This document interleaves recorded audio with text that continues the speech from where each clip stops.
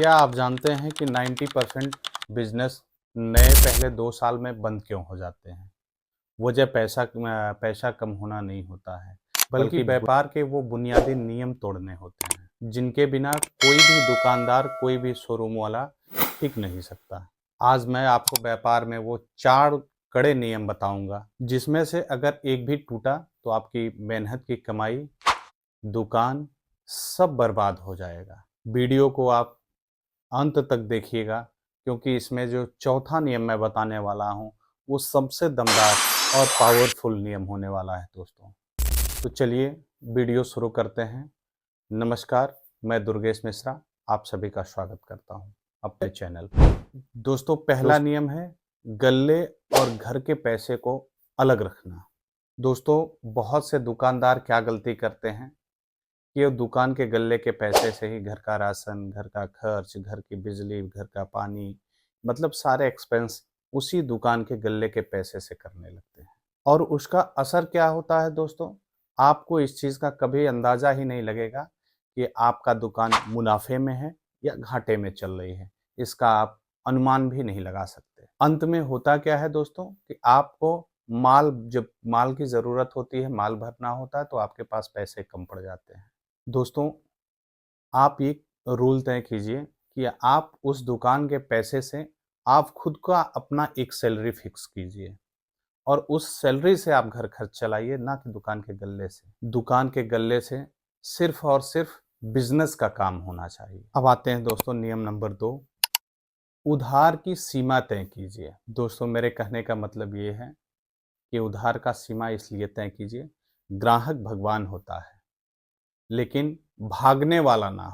ज़्यादा व्यापार करने के चक्कर में अंधाधुंध उधार देना आपके कैश के फ्लो को मार देता है और उसका असर क्या होता है, दुकान से तो आपके सेल खूब होंगे, माल कम होंगे, लेकिन जब आप लास्ट में कैलकुलेशन करेंगे तो आपके हाथ में कैश का कलेक्शन कम होगा, पैसे कम होंगे। माल तो सब बिक चुके होंगे, लेकिन पैसे कम होते हैं। मैं नहीं कहता हूँ कि उधार मत दीजिए, बिना उधार के व्यापार नहीं चलता है, लेकिन उधार की भी एक लिमिट होती है।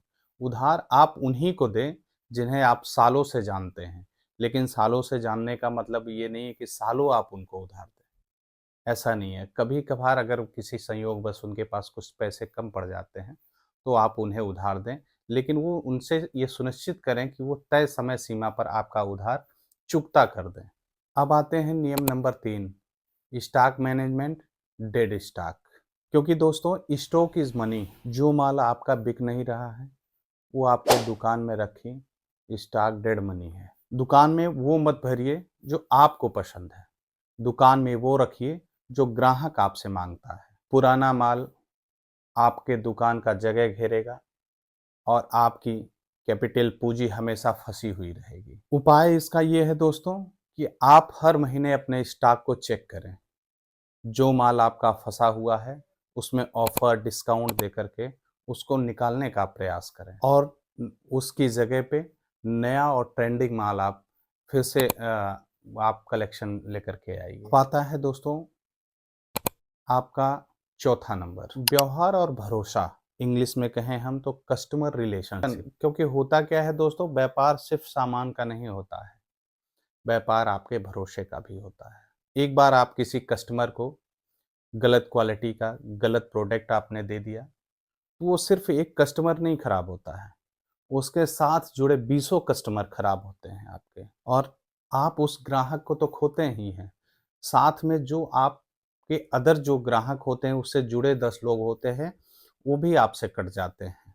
क्योंकि खराब फीडबैक आपके दुकान के साख को खत्म कर देता है, वो आपके रिप्रेजेंटेशन को खत्म कर देता है। इसलिए दोस्तों, व्यापार में हमेशा ईमानदार रहें। आपका जुबान ही आपकी असली पूंजी है। दोस्तों, बिजनेस करना एक तपस्या है। ये 4 नियम आपको सुनने में तो आसान लग सकते हैं, लेकिन इन्हें निभाना ही असली चुनौती है। याद रखिए, अनुशासन ही मुनाफे की असली चाबी होती है। अगर आपको ये 4 नियम अच्छे लगे और ये वीडियो अच्छी लगी तो इस वीडियो को लाइक, शेयर, कमेंट्स करें और अपने दोस्तों के साथ शेयर करना भी ना भूलें। अगर आप नया बिजनेस स्टार्ट कर रहे हैं या हमसे कोई सुझाव चाहते हैं तो कमेंट बॉक्स में आप कमेंट कर हमें बता सकते हैं। दोस्तों, बिजनेस से जुड़ी जानकारियों के लिए हमारे चैनल को सब्सक्राइब करना बिल्कुल ना भूलें, क्योंकि मैं हूँ मैन्युफैक्चरर और मैं बनाता हूँ ढेर सारे कपड़े। मिलते हैं फिर और एक धमाकेदार वीडियो के साथ। तब तक के लिए नमस्कार, धन्यवाद।